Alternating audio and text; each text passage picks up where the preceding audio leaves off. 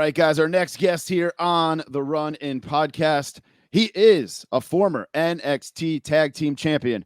He is current Impact Homecoming King, and he is the Drama Queen, Matt Rehwoldt. What's up, man? Thanks for joining us. Was that on purpose? Was what on purpose? Or was that a Freudian slip? You called me the Drama Queen. You called me the Drama Queen. Oh man, we're off to a bad start here. Drama King. Don't cut that out either. Don't you dare cut that out. All right. That's all the time we have. Tommy. That's all the time we have today, guys. Thanks for joining us. We're going to go crawl in a corner somewhere. I mean, I had Deanna's name written right next to it. So that's right. King and Queen. Right. Here, right. You want to start? Honestly, that's part of why I started using that nickname. Is honestly because I wanted to kind of take the power of people always use. I thought it was in a lot of cases derogatory towards women. Oh, she's crazy. She's a drama queen, blah, blah, blah. And I'm like, dude, us guys can be just as BS and dramatic and like annoying and do all the same stuff. So I'm like, why don't we use the term drama king all the time? And I'm like, I was trying to be a heel. So I'm like, let's take that heat and power. Let's turn it on to me. And so, I love it. Makes sense. That makes perfect sense. I was also so worried about saying your last name right because my real last name is so hard to say. I didn't want to screw yours up. So I totally get that as well. It always used to help me with telemarketers though. If they couldn't say it, I know I didn't know them. I don't know you, then I'm clicking. I'm hanging up. We want to talk to you about your extended car warranty here. Oh God, yeah. So we'll get right to it, man. How did you and Deanna become a thing on Impact?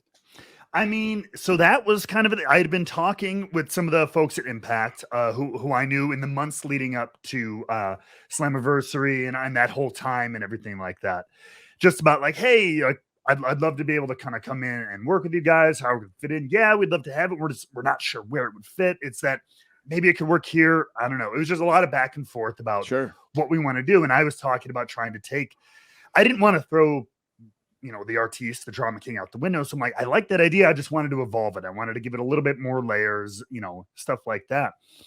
And so I know Slammiversary was always a time when they would kind of debut people or tease people and all this stuff. And they're like, well, like we've got that all booked up with people, but they're like, I'll tell you what, we've got this thing coming up. We're going to do this tournament. We're going to do this mixed tag tournament. And we're looking for a partner for Deanna. And I knew Deanna, but we'd kind of crossed paths briefly in WWE when she was there with NXT and everything like that, but probably nothing more than a hi, nice to meet you sort of thing. I always knew she was talented and everything like that, but we just never really interacted. And so I knew she was there. I knew she was like the virtuoso. And on paper, I was like, okay. I'm like, I'd love to work with her, but like, I don't know how I'm not sure if this really is like a thing. Because they were like, yeah, we could do that and we could keep you guys going together after that. I'm like, all right. And then the more we talked about it, I was like, wait, it really makes sense. Like it makes a lot of sense. I don't know why I was even thinking it wouldn't. Because I'm like, God, here we both have the same kind of air. She's not in the arts and through theater, but she is. She's walking on air. She kind of holds herself above. She's this arrogance, this confidence. And that's kind of the stuff I would portray and everything. And I'm like, that's really cool. And I love the idea of mixed tags. And especially as we move forward a little bit as a dance society, being able to see that more and not in the old WWE sense of, when the guy tags out, so does everybody else. And it's just the guys and just the girls. We can all wrestle together and put on a really entertaining show. And so that whole night of Homecoming was all about that, So I was like, yes, please. So they're like, all right, we'll put it past Deanna and we'll see how it goes. And that's kind of what went forward. And I literally kind of, again, we had met before, but like the first real time working together was that first day I showed up for TV tapings where I was 5 hours late because of flight delays and cancellations and everything like that. So that was a fun first day on the job, but everybody was so awesome, so easy to work with. What a great crew. And the rest is history, as they say. And we've been off to the races ever since. Yeah, it's been good. But I've been enjoying it. Have you and Deanna talked about, I know you've been doing some independent shows. I know she kind of dabbles here and there with the independents. Have you guys talked about taking the mixed tag thing on the road? No, we haven't. But like, I don't know why. I'm just like, because I've been doing a lot of things and same thing, just a couple indies here and there. But I am absolutely open to that. So all you promoters out there, yeah, please get this guy. You certainly are into a lot of things. I was doing some digging. I mean, I saw you at a Blitzkrieg Pro show a couple weeks ago, and you and Max Caster went head to head in a sing off and a match. You got a little injury in that match too, didn't you? A little bit. This is the dumbest thing that has probably ever happened to me. All I remember is looking up and seeing you in the ring doing photo ops with a tissue in your nose. And I'm like, somebody mentioned it to me afterwards that something happened. I was like, oh yeah. So I'm in the middle of the damn match. And I remember when I was recalling this later and talking to Max and everything afterward, I was like, I didn't remember where it was. But there was a point in the middle of the match where just blood just started pouring out of my nose. And not like a little drip, like it started that, and then it was just like drip. I just noticed the mat getting covered in drips. And I'm like, oh, great, because there's COVID around. So me just dripping all over people and the mat and that other people will wrestle on is good. So I was like, but the weirdest thing was I wasn't in pain. It's not like I didn't feel like I got hit in the nose, hit in the eye, hit anyone. I'm like, you didn't punch me. Because he came back, he's like, dude, you okay? I'm like, yeah. I'm like, you didn't kick me. You didn't catch me with anything. I'm like, I don't know what the hell happened. I'm like, I don't even feel sore or tender or anything. I'm like, I don't know. Literally, I think I got a nosebleed. Dry winter air. Oh my! I get a nosebleed once a year, and this just happened to be the time it picked to go. Yep, we're gonna bleed on you right now. And you know, nosebleeds for whatever reason, it's not like it's life threatening, but they just bleed a lot. They just bleed heavy and just go until you sit there and have to hold the tissue up your nose. So eventually, I had to do the photo. I did the photo up with a tissue up my nose and all this stuff. Just in time for intermission, right? Oh, yeah. So on the way back after the show, when I'm heading back, after I finally cooled down and everything, I'm kind of messing around. I'm like, oh, wait, my nose does feel a little tender. Like it's not swollen, but it feels a little tender. And I go through the match and I finally realized I did it to my damn self. Oh, no. We did a spot at one point where he picks me up in a suplex and I do the old knee to the top of the head into a roll up, right? And here's a little inside baseball for you. So I'm like, I never worked with Max before and he was a really great guy. So I'm like, I don't want to be an asshole and like knee him straight in the head or the nose. Mm-hmm. So I'm like, I'm just going to aim for my own head with my knee. When we're up in like the suplex, I'll just kind of bop myself in the knee. It'll look like I hit us and we'll go down. So I was aiming to just kind of like bop my forehead and I came down and kneed myself in the nose just enough to pop a blood vessel. And because I know when I thought back, I'm like, I started bleeding after a small package. How does that happen? Not to mention the dry air. Yeah, exactly. So then I realized it must have been, I kneed myself in the nose right before the roll up. And then after that, it was all fun. Then you got color after that.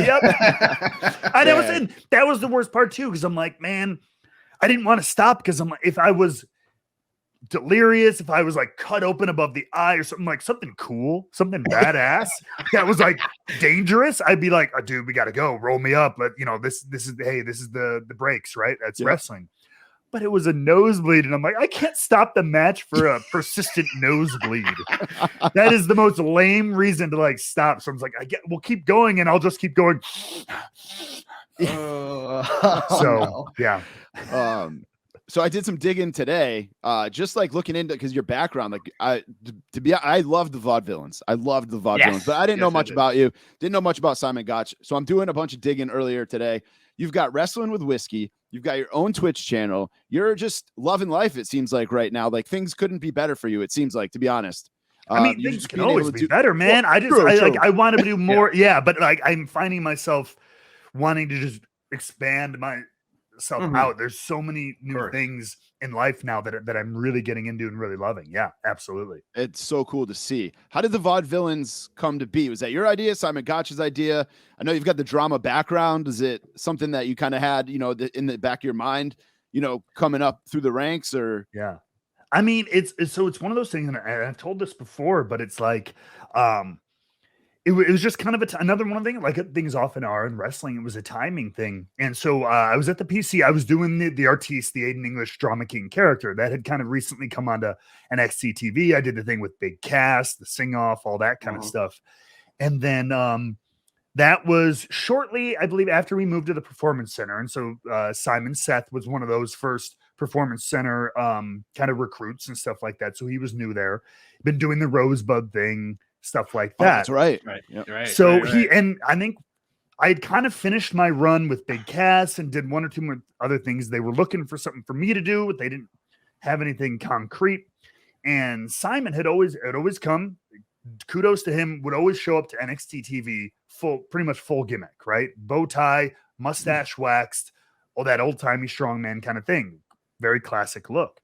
And I think Hunter Triple H took notice of that. It was like, maybe there's something we could do with him. They were looking for something to do with me. And like, I'm this kind of all the highfalutin oddball theater character. And he's this kind of old timey strong. He's like, I don't know. There's something there. Thinking black and white movies. I guess the story I was told from like producers stuff, like he didn't have like a formulated idea, but it was like, is there something there?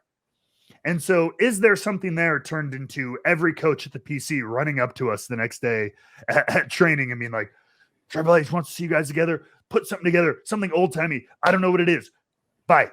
Basically, kind of. I'm like, hi, I'm Matt. Hi, I'm Seth. Good to go. That's almost how this show was put together. Right. Absolutely. Oh, there you go. Sometimes that's how the most successful stuff does. But yeah, no, they were like kind of come up with something along those lines, you know, get creative. And so all I remember was I went home one day and I'm like, all right, people keep throwing around vaudeville, like an old vaudeville act, right? Black and white movies, old timey stuff. I'm like, vaudeville. We're probably going to be bad guys because I'm always a bad guy, especially with this character. I'm like, vaudeville, we'll be villains, vaudevillain. All right, I'll go in tomorrow with that. I'm like, all right, I better come up with like 8 more just in case. And I came in and we did promo day with like Dusty. He's like, I love it. Let's do it, baby. Like, and it was like, okay, I get boom, first one out of the gate, and just went on from there. Yes, I'm so excited. I was going to bring up Dusty and hope we got a Dusty impression, and you just made everybody's got one. Everybody's got one. Everybody's got one. One of my all-time favorites for sure, man. I got one more question. Then I'll let DJ fire some off here. What's the major difference about the being part of the Impact roster versus being part of the WWE roster or NXT? This is going to come as no surprise if you've interviewed any wrestler who's been in both environments. I mean, it's the locker room. I will say, thankfully, switch one for the other. I had incredible locker rooms that I was in both NXT and WWE. Okay. Great camaraderie with the other talent. Fantastic. Like I was on SmackDown for most of my run on the main roster. We had an incredible locker room the whole time. I don't know how I got lucky. Never dealt with like BS or drama or anything, like just good group of guys and girls there. And same with NXT. Impact, same thing, dude. Everybody's awesome. Everybody's there to kick ass. Got to meet a lot of new people as well as see some of my old friends again. So that the biggest difference I will say just overall though is with the company is that there's the less of that eggshells type of political backstage BS kind of thing. Again, This is not a surprising answer, I'm sure, from anybody if you've talked to that's been to both places. Similar to what I hear my friends talk about in AEW. There's just a lot more of an open, relaxed, like creative, input and freedom and discussion going on, as opposed to who am I going to make mad this week if I put my bag here kind of feeling. That's an exaggeration, but you get what I'm kind of saying there. So that's the biggest difference. And I'll tell you, I'll give you the 5-minute version. I was super late that one day. Flights canceled and having to reach out to travel people who I'd never met before and be like, hey, you need to totally rebook my entire day of travel. Oh. By the way, I'm Matt. And stuff like to get there. And I missed the first half of the taping and all this. And like, I come from WWE land and I am thinking, I'm like, God, I'm going to be crucified. I'm going to be the pariah of the locker room. They're all going to see me walk in and be like, who the hell is this MFer coming in 5 hours late, screwing up our taping, blah, blah. What the moment I walked in, everybody, hey, dude, good to see you. Are you okay? Like that from That's producers awesome. and management. The first one was, you got everything okay? Your bags make it? Like, are you all right? And all this stuff. I was like, yeah, you care? And they're like, yeah, we're just happy you were able to make it. We've all been there, we've all had travel issues and everything, so we get it. So like that was where it was like, click, okay, day one. I know I can feel the difference already. That's awesome. That's awesome. I know DJ's got some whiskey questions for you. I got a few more, but I'll let DJ fire a couple off for you, and we'll keep it going. What do you got, DJ? Yeah, so I'm a lifetime Sting fan. So that's so I drink a drink during every recording. It's called the Vigilante Drip. Okay. And so that drink is it's proper 12 ginger beer cranberry. You already lost me. Oh, no. You've already lost me, man. Hey, at least I was honest with what. Yes, you were. I Okay, appreciate the honesty. Yeah. So tell us a little bit about your so sell me on switching to your brand of whiskey for the Vigilante Drip. Well, I mean, anything other than proper 12. That's myself. It's. I like Conor too. I'm a huge Conor McGregor fan. That whiskey sucks. All right. We compared it. Then there's other Irish. If you like that style of whiskey, there's a lot of other really great Irish. I'm very whiskeys open with whiskey out there. Let me know. Yeah, I mean, what makes your how does yours stand apart? I mean, again, nothing's mine. I don't have whiskey. I don't make whiskey. I ain't that smart or rich. So no, but there's numerous options out there. I would, again, for Irish whiskey, I would suggest there's a little company called Paddy's.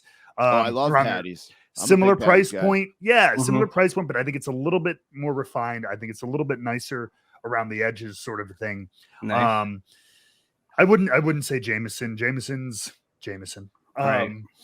But what do you think of? Have you tried Uncle Nearest? Uncle Nearest, so that's bourbon. That's American whiskey. Totally different thing. I like Uncle Nearest in general. Okay. They're in the process of right now. Their stuff is young, so they have a lot of older source stuff that they buy from other people, and I think they're blending in some of that with their own stuff. But the couple of bottles that I've had of theirs are actually really nice. I actually really like it, and I normally am not a Tennessee bourbon fan. To be fair, there's a company called Dickel out of Tennessee. It's where a lot of people who source Tennessee whiskey get it from, and it's got this very distinct profile that a lot of people don't like, a lot of bourbon purists don't like. I'm included. I don't happen to like it. But that said, I think Uncle Nearest is doing something very, very cool. And both with, they're also Black owned and Black female owned, which I love. Anytime we can see more stuff like that, I love it, especially in an industry like American whiskey, which is a lot of old white dudes dominating for the past 200 years. Right. Stuff like that I love to see. So yes, Uncle Nearest I think is a great example of like the next kind of generation of whiskey companies on the up and up. Well, there we go, Tommy. We might have a new whiskey for there you go. We're gonna lose Proper 12 as a sponsor now, though. Like they sponsored us in the first place. Your favorite video game?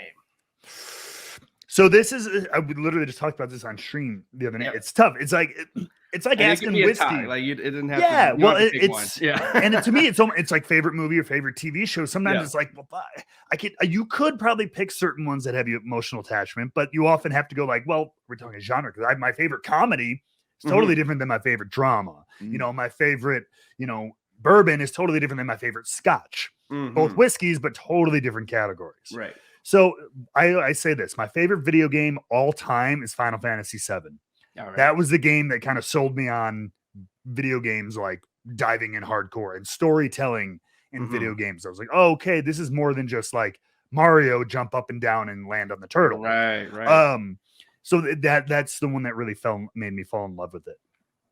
What's your favorite wrestling video game of all time? It's again kind of not a cop-out answer, but a cliche. But man, there's so much love for No Mercy. Oh, it's so hard to beat No Mercy. It's hard to beat No Mercy. It's because like I don't get me wrong, I was a PlayStation kid for the most part, right? So like I ended up loving a lot of those SmackDown games. Here Comes the Pain and all that stuff. But there was something as goofy and primitive as those N64 graphics were, the blocks and but there was something, the way like No Mercy ran, it may not have been as like crisp and like real human looking as like SmackDown, 1 or 2 or whatever, but I felt like it played better. It played more fun and smoothly, and like the ability to Irish whip someone into the back and you just disappear to a bar, and then you're fighting in the bar and power bombing people through like the pool table and stuff like that.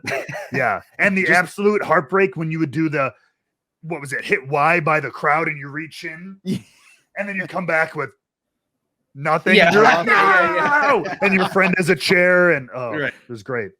Many a days, like not recently, but like in the early 2000s, mid 2000s, playing that with my old roommates. We had a dry erase board in the living room of like who won the fatal four ways. Yeah. Hell yeah.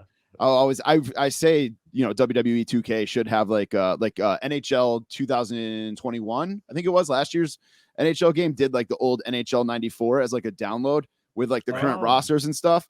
I feel like the WWE 2K should take a page out of that and do a No Mercy like retro, dude, like a current DLC or something like that. Yeah, exactly. But in the old block, that'd be cool as hell. Yeah, and it couldn't. I assume it wouldn't cost them too much because the graphics aren't crazy. Yeah, it'd be like 50 megabytes. You know, it would be very economical.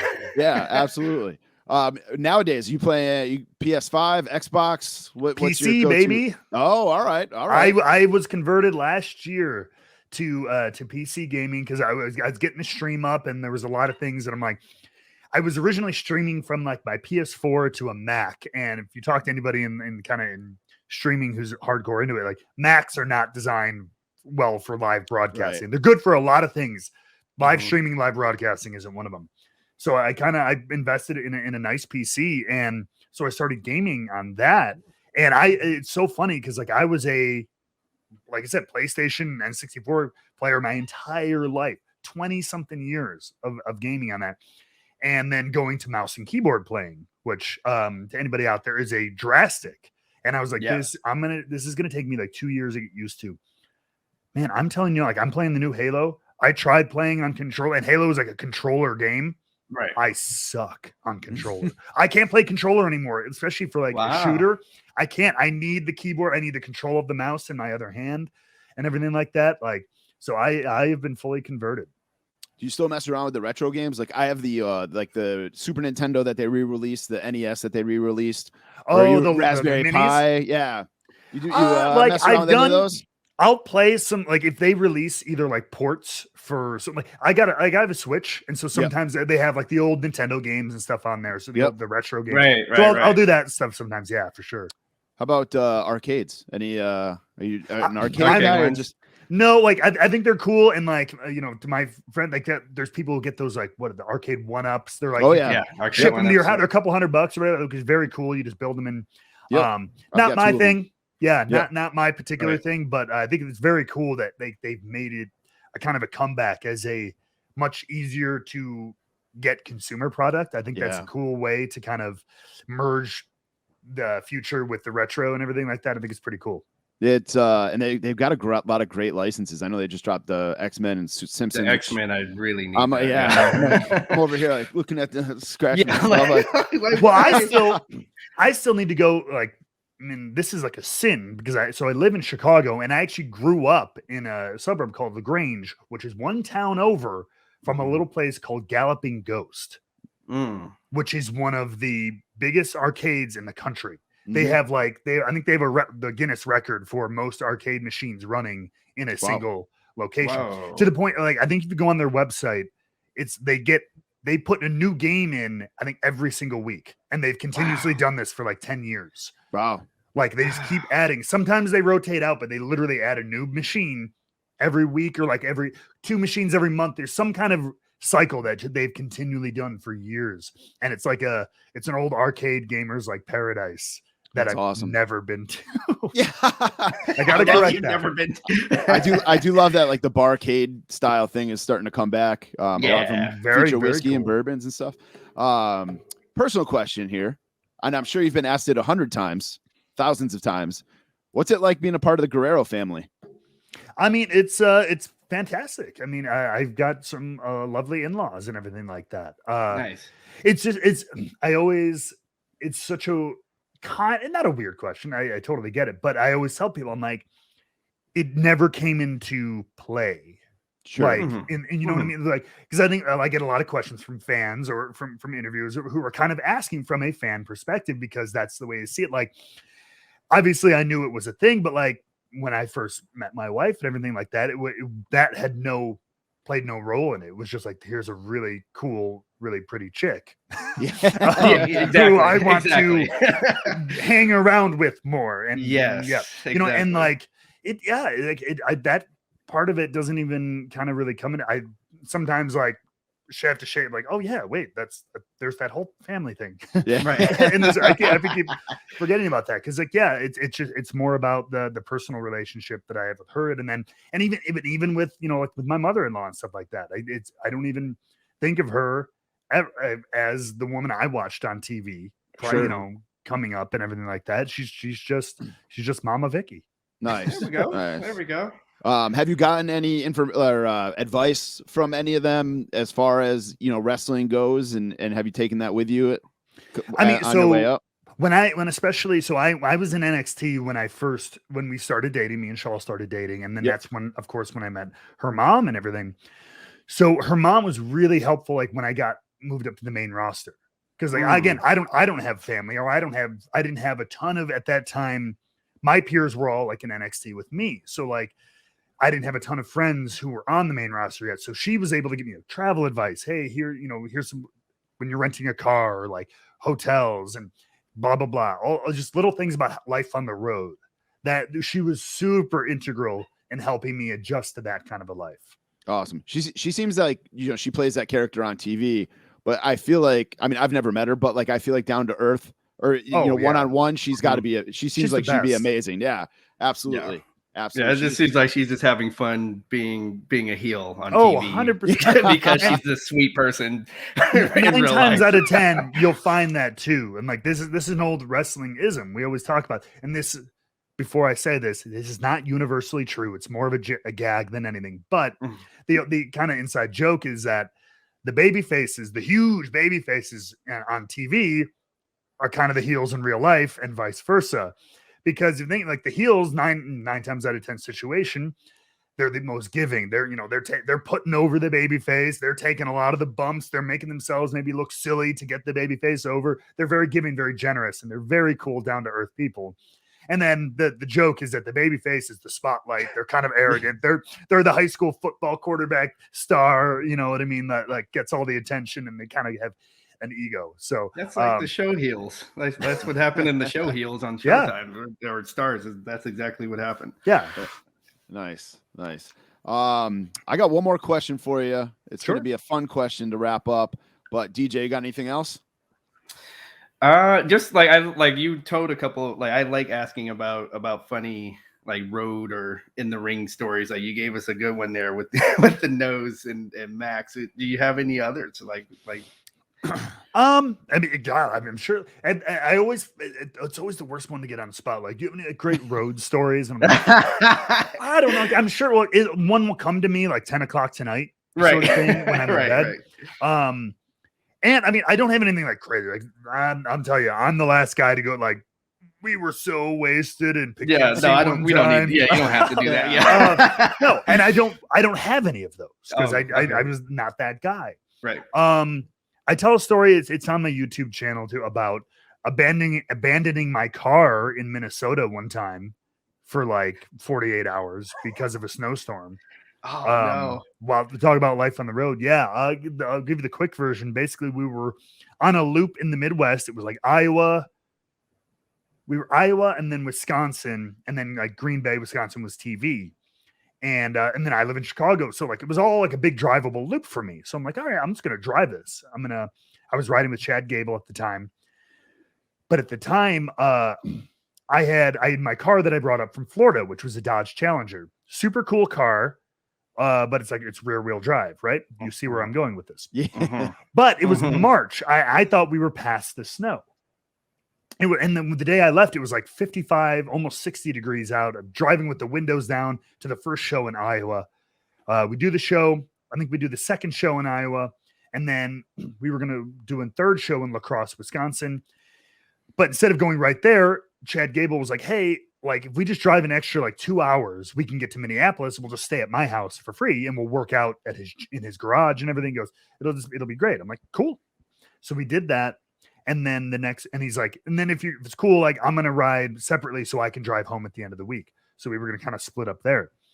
So we go and it's great. And we work out and everything. And then I noticed the snow falling around his house. And I'm like, oh, is this going to be bad? Or is it just like a little sprinkle? And then like, oh no, there's like a snowstorm coming through. I'm like, no. All right, well, I'm gonna get a head start. So I drive. And I get like 15 minutes out of Minneapolis, and like I'm like white knuckling at like 8 miles an hour, like oh man. I'm like, oh my God.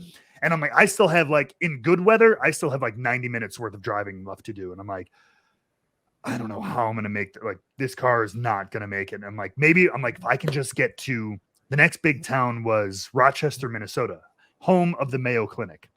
And I'm like, there's a major highway there. And I'm like, I'm looking at my map. I'm like, that highway goes all the way to the next show. I'm like, hopefully they've got, because I was on side streets right now. I'm like, okay, maybe those major highways got to be plowed, right? Big cities, they got a big system. So I get to Rochester and like the highways there were better. I'm like, okay, I can kind of just putt along in the right lane here. Going 50. If I'm a little late to the show, it's no big deal. It's a house show. And then I get out of the city and like exit onto the other highway, which I thought would be clear. It was not. Had about a foot of snow on the highway, and my car gets absolutely stuck and it just putters off into a ditch.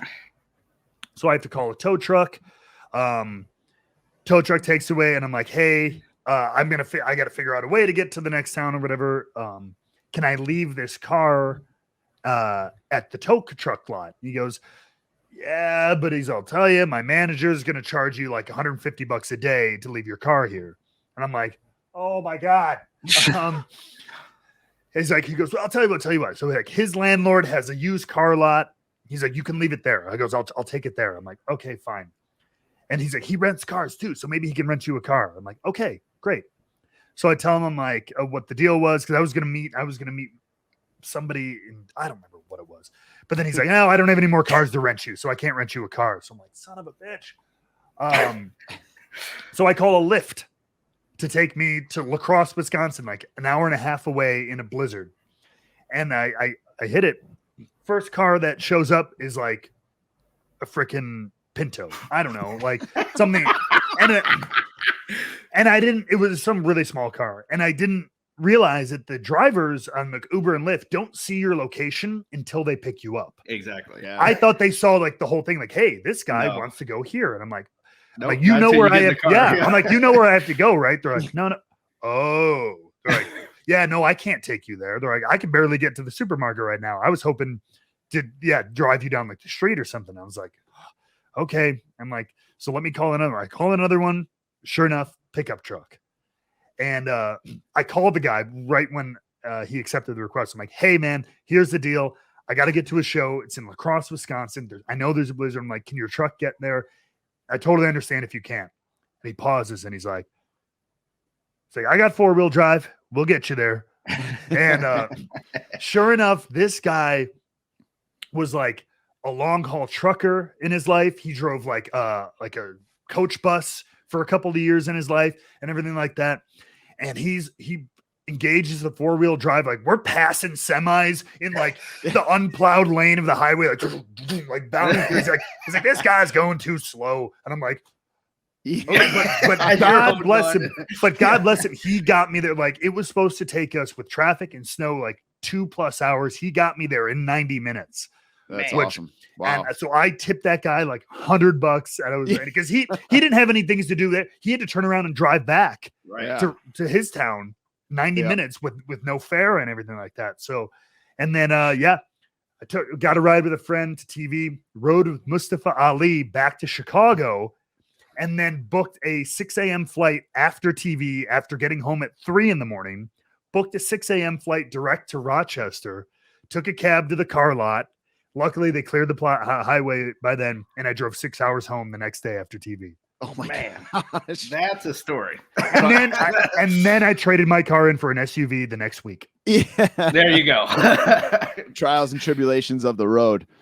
Oh man. Do you have a dream opponent that you would love to face? You know, any AEW, Impact, WWE, anybody that's alive, anybody that you would love to take on?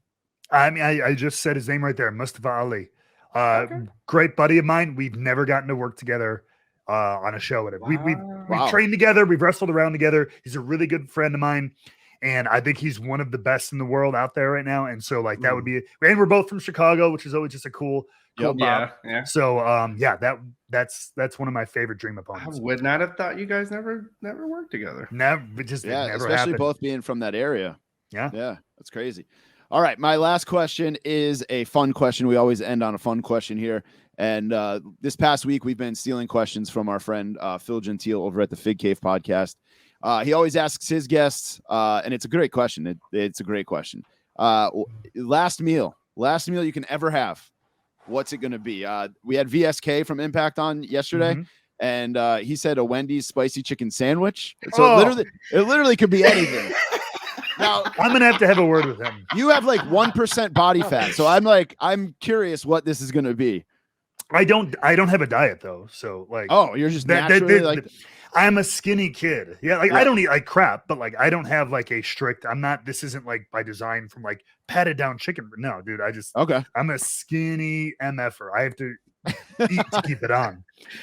No, for me, I'm the opposite. It's the last meal question is always tough because I have a couple like really like favorite meals. But man, if I'm going to this all time, it's got to be a perfectly cooked medium rare New York strip steak, mashed potatoes, and like seasoned broccoli. Okay. Classic meat and potatoes kind of thing. It's how it was raised, but like nothing like a good perfectly cut or a cooked cut of red meat. Oh my goodness. So like that's the go-to if I had to choose. All right. I like that. Honestly made me hungry. Yeah. Right. I love steak. Can't go wrong with steak. But no, you can't. Thank you so much, Matt. If you want to plug your Twitch, your YouTube, Wrestling with Whiskey, whatever you want to plug, feel free to do so right now. Absolutely. No, I appreciate it. I mean, keep it pretty simple. Pretty much one of two ways to find me all over the intranet. Basically, Wrestling with Whiskey. It's my little whiskey side project. I love talking about it, reviewing it, just joking about it, all that kind of stuff. Wrestling with Whiskey everywhere: Instagram, YouTube, Twitter, stuff like that. And then everywhere else, man, Drama King Matt.